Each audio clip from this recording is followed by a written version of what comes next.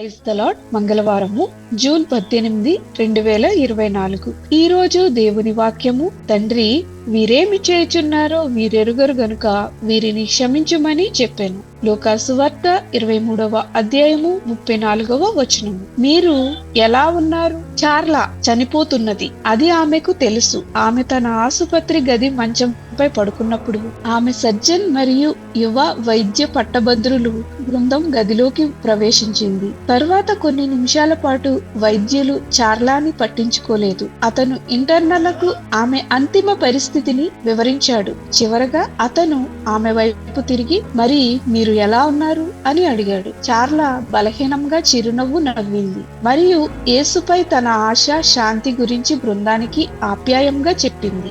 యేసు ప్రభువా, శ్రద్ధగా లేదా దయగా ఉండని వారితో నేను మాట్లాడేటప్పుడు కూడా ఆ విషయాలను నా మాటల్లో ప్రతిబింబించేలా దయచేసి నాకు సహాయం చేయమని యేసు నామమున అడుగుచున్నాం తండ్రి. ఆమేన్.